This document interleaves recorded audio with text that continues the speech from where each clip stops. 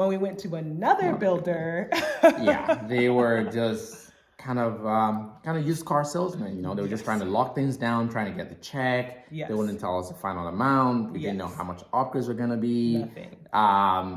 The plan he was showing us didn't quite fit what we wanted, At all. but he was just like, "Oh, just write the check and we'll talk about it." Yeah, later. we're like, "Can you do this?" He's like, "Just give me a check. I'll give it to my boss, and like Then we'll we'll tell make you." it We're like, happen. "We're not giving you a check Yeah, because how so- are we gonna get our money back?"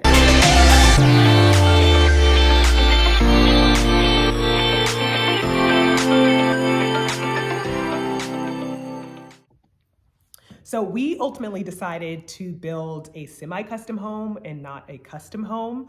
I don't think we generally thought about building a fully custom home in the first place, but a semi-custom home is where you still buy the house and the land through a builder, but the builder has like certain plans that you can pick, and then you can, if you are working with a builder who does customizations, you can pretty much do anything you want to the house with certain limitations. Actually, we could pretty much do. Yeah, they still have limitations. Yeah, they had limitations generally. They were not a lot. You Not can a lot. pay a lot of money to do a lot of make Yes. a lot of drastic changes. Yes, but you start like with their kind of format as like the structure of the home, and then you can add to it. But there's limitations on what you can add to the structure. Like some of them, they're just like if it's a 4-bedroom, it's a 4-bedroom. You can't. If you want more or less, you need to go to the plan, a different plan.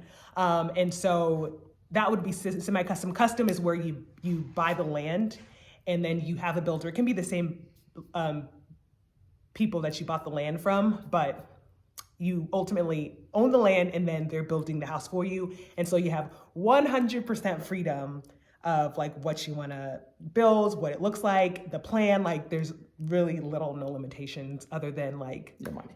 Your money. How much money you're willing to spend. So we wanted some limitations. It's our first home, okay? So we wanted some limitations. We wanted to buy everything through the builder, have the builder build it, and then us move in, which actually turned out really well for us due to COVID, because then that meant like we were locked into our contract before the market hit in January. We signed December 2021, December 2020. December 2020. January 2021 is where everything went crazy. So it worked out for us because we had everything locked in, the house build, the land, everything. So yes, we went semi-custom. One of the first things you have to think of when doing a semi-custom home or even a custom home is who is your builder, and picking your builder wisely. We actually did not know the importance of picking our builder until the process was happening. So that's why we wanted to make sure you knew why it's so important to pick the right builder. Question is, how do you go about it? I mean, good old Google and talking to friends, really. That's probably your best bet if you have a friend that's gone through the same process.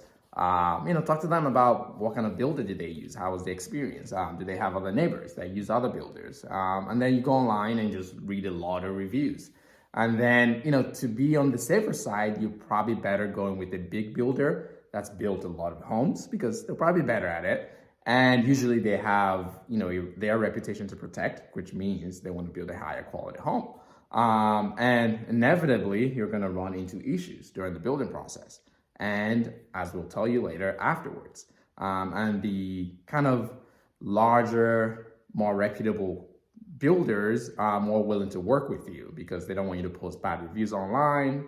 They have a kind of, what do you call it, a corporate body you can call. You can escalate things a little bit more. And so they're usually very responsive and they'll work with you through the building process to solve your problems.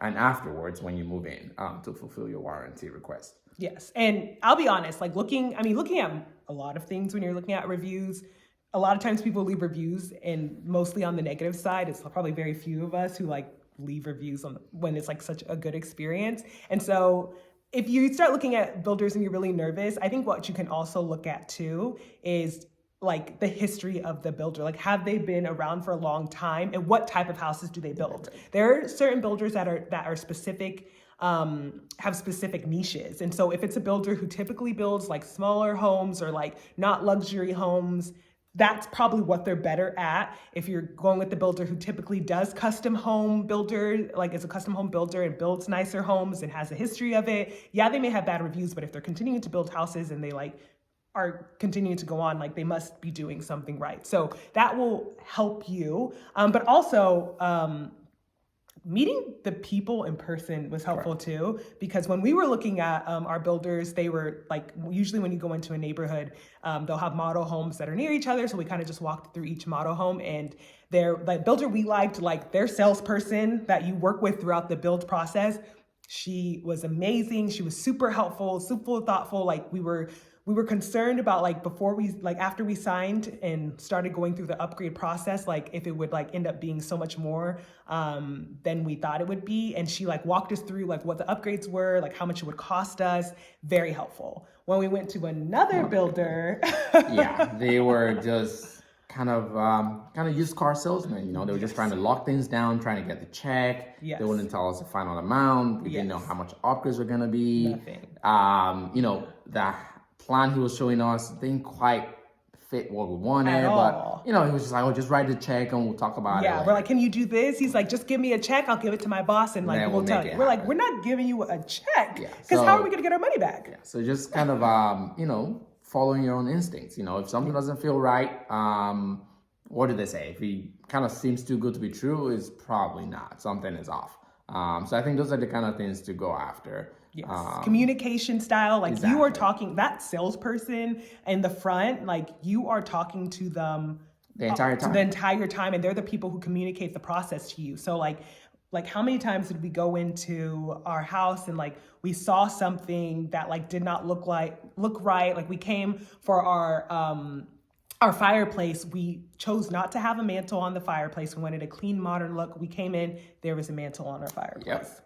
And we texted, because you know we had the phone number of the salesperson, and we texted her and we told her like, "Look, send her a picture. This is the fireplace." She's like, "We got it. We're gonna fix it. We'll remove it. Don't worry about it." Great communication style helps when you're freaking out, because this is a lot of money you're about to spend. Yep. And so whenever we talked to the other builder we potentially were going with, he like straight up told us like, "Oh yeah, I don't answer my emails. Like you just it takes me weeks to get those," because our realtor had emailed him and he just like had never responded. So we went there to see it, and he's like, "Yeah, I don't respond to my emails." Run away. Exactly. That's definitely not. Obviously, that's an extreme example, but little things like that. Yeah, listen to your gut. Just listen to your gut. Yeah. Yeah, and generally, like even after the process, like it just happens with the new build. Like nobody's ever lived within the house before. So like the issues that come up, they will come up.